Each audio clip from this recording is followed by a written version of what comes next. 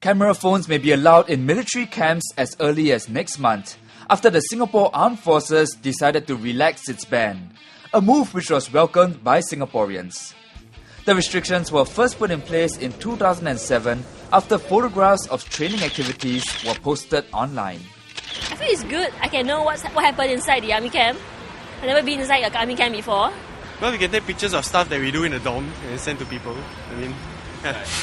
Some people don't get to see what's inside camps. Camps will be divided into red and green zones. Camera phones can be used only in the non-sensitive green zones such as bunks, canteens and gyms. Red areas are those containing classified military equipment. But some Singaporeans we spoke to raised concerns over the lift of the ban. You just have to be careful on how they use it. Don't misuse it. Otherwise we'll be back to square one again. You always have to strike a balance between trusting someone and also security for security's sake. I would think of a complicated solution, which is like to disallow wireless and 3G network in the camp, so at least that reduce transmission of the pictures and all that.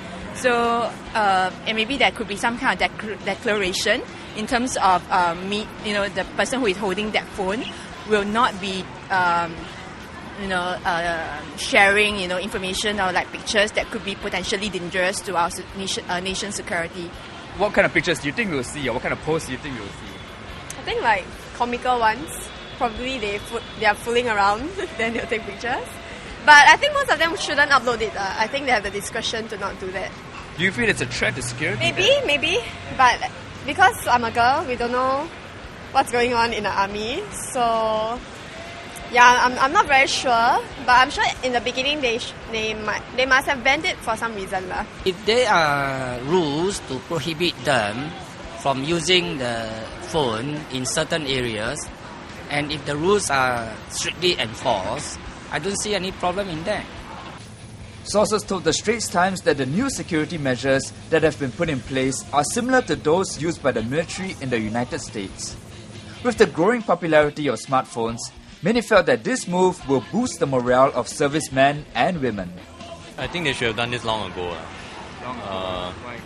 We've been using camera phones for the longest time, so in order to ease the servicemen's work and all that, and for them to book in easily, when there's recall and all that, it will be faster, much faster, to respond to contingencies better. Yeah, I find.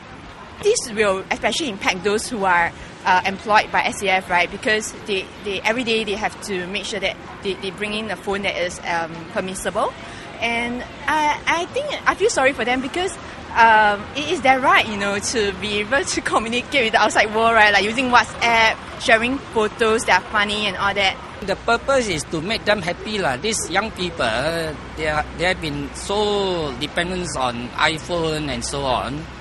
When these things are taken away from them, I think they feel that they are handicapped. I think it's better because we don't have to buy another phone for us to keep.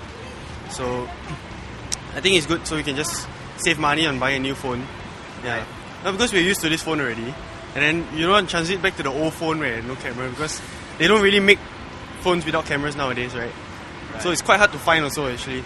Oh, I think it's a good change because it's keeping up with social media and stuff. So it's not like NS men will suddenly give out state secrets, I think. We are now in 2012.